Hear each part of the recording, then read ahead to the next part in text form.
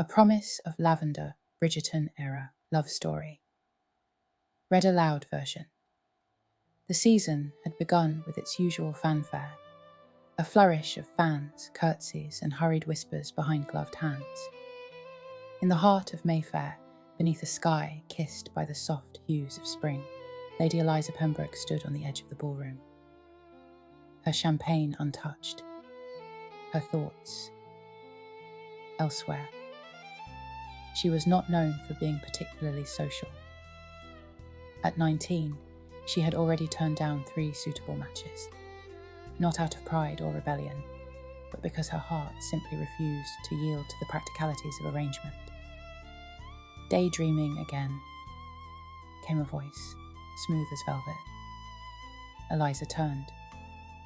There stood Lord Nathaniel Ashbourne, tall, well-dressed, and possessing that particular sort of charm that made dowagers sigh and young ladies swoon. He was a second son, a fact that intrigued her. He had no fortune to inherit, no title to wield. And yet, he carried himself as though the stars themselves bent to his will. "You always seem to find me when I'm lost in thought," she said, offering a ghost of a smile. "Perhaps I have a talent for seeking out secrets," he replied, taking her glass and sipping it, without permission. Eliza raised a brow. "And what secret have you uncovered? That you don't actually enjoy these gatherings?" She tilted her head. "You'd be correct." "Then come with me," he said suddenly, his eyes alight. "To where?" "Some place better." 20 minutes later, they stood in the Pembroke Conservatory, the air thick with the scent of lavender and lemon trees. Moonlight filtered through the glass ceiling, painting silver lines on the tiled floor. Here, Eliza breathed easier. "Do you often whisk young ladies away from balls?" she asked, watching him toy with a sprig of rosemary. "Only the ones who look like they might die of boredom," Nathaniel said. "Besides, I needed a break from Miss Dorothea Milbank's attempts to discuss poultry." Eliza laughed, a sound she rarely gifted in society. "And what do you prefer to discuss?" "Things that matter, or don't," he said with a shrug, "but at least things that stir the soul." A silence followed, warm and promising. "You're not like the others," she said, almost without thinking. "Neither are you." The following weeks passed in a flurry of letters, shared walks, and carefully chaperoned teas that somehow still felt charged with quiet longing. Rumours buzzed, of course. They always did. But Eliza's mother waved them off with a practiced smile. After all, Nathaniel had no title, no estate. He was a dalliance at best, not a prospect. But Eliza knew better. She had begun to understand love not as thunder or lightning, but as a garden, tended in silence, watered with stolen glances, fed by half-spoken words. She found herself dreaming of him, not just of his touch, but of growing old beside someone who knew the names of every flower, who listened without needing to speak.